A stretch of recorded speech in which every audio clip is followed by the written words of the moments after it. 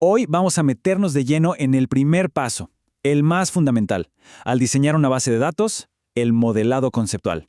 A ver, piensen en esto como si fuéramos arquitectos y este es el plano que va a guiar absolutamente toda la construcción. Así que, empecemos. La respuesta es obvia, ¿no? Claro que no, sería un desastre total. Bueno, pues exactamente lo mismo pasa con las bases de datos. Si no tenemos un plano claro que nos diga qué vamos a construir y cómo se conectan las partes, vamos a terminar con algo que sencillamente no funciona. Para que quede todo súper claro, esta será nuestra ruta. Primero, vamos a ver el porqué del modelo. Luego, de qué está hecho, sus piezas. Después, manos a la obra. Dibujamos el diagrama, le ponemos reglas, lo probamos con un ejemplo real y al final cerramos con la idea más importante. Ok, sección 1, el plano de los datos.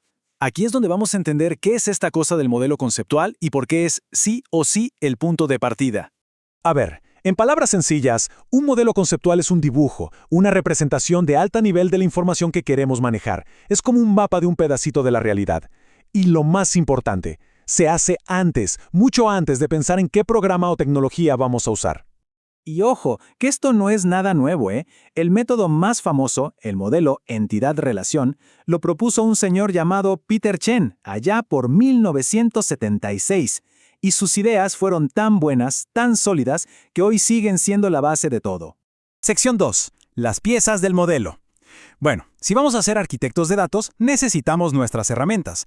Para construir nuestro plano, tenemos 3 herramientas básicas. Vamos a verlas. La primera pieza, y la más importante, es la entidad. La forma más fácil de pensar en esto es como un sustantivo. Es cualquier cosa del mundo real de la que nosotros necesitamos guardar información. Es la protagonista. Por ejemplo, si hablamos de una universidad, las entidades son clarísimas. Estudiante, curso, docente. Si fuera una tienda, pues serían producto y proveedor. Son básicamente los personajes principales de nuestra historia. La segunda pieza es la relación. A ver, si las entidades son los sustantivos, las relaciones son los verbos. Son las acciones que conectan a nuestros personajes. Nos dicen cómo interactúan entre ellos. Por ejemplo, la relación entre un estudiante y un curso es que se inscribe en, o un docente imparte un curso. Son estas acciones las que le dan vida y sentido a todo el modelo. ¿Se entiende? Y la tercera y última pieza, el atributo. Si ya tenemos sustantivos y verbos, nos faltan los adjetivos. Los atributos son justamente eso, las características, los detalles específicos que describen a nuestras entidades. Siguiendo con el mismo ejemplo para nuestra entidad estudiante, ¿qué nos interesa saber? Pues su cédula de identidad, su nombre, su apellido, la fecha en que nació, esos son sus atributos. Son los datos duros que al final vamos a guardar. Bueno, sección 3. Ya conocemos las piezas del rompecabezas. Ahora vamos a ver cómo se juntan para crear ese plano visual del que hablamos, que tiene un nombre oficial. Diagrama Entidad-Relación, o DR para los amigos. Imaginemos nuestras dos entidades, nuestros dos rectángulos. Por un lado, estudiante, por el otro, curso.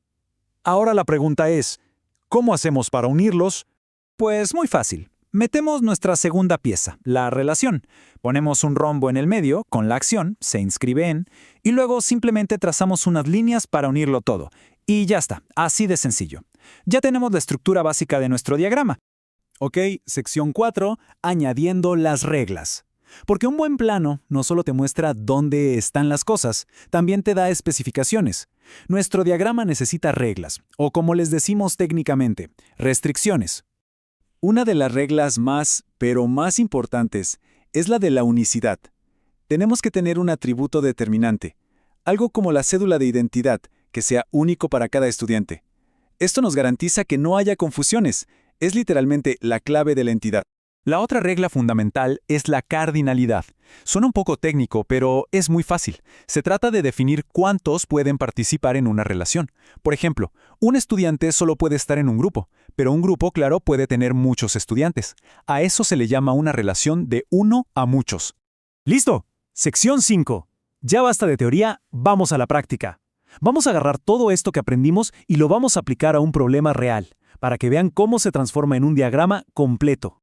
Ok, aquí está el caso. Una institución necesita organizar a sus estudiantes y grupos. La clave está en leer bien, porque el mismo texto ya nos está dando todas las pistas sobre quiénes son los protagonistas y cuáles son las reglas del juego. El proceso para resolver esto es como una receta. Es metódico. Primero buscamos los sustantivos importantes. Esas son nuestras entidades.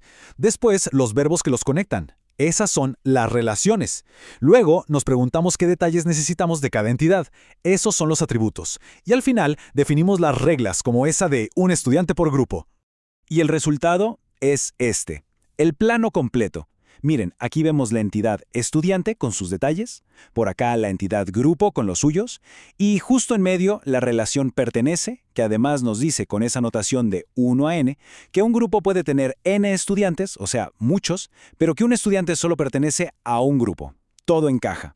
Y con esto llegamos a la última sección. Resumen, ¿por qué es clave todo esto? Después de todo el proceso, lo más importante es entender el valor real que tiene este plano. En definitiva, el modelado conceptual nos fuerza a entender un problema de verdad, a fondo, antes de siquiera pensar en programar. Nos da un lenguaje común, visual, para que todo el mundo se entienda, y nos asegura que lo que construyamos al final sea fuerte, lógico y que de verdad solucione lo que se necesita. Y ahora la pregunta que queda en el aire es, ¿qué sistema que tengamos alrededor necesita que le dibujemos su propio plano?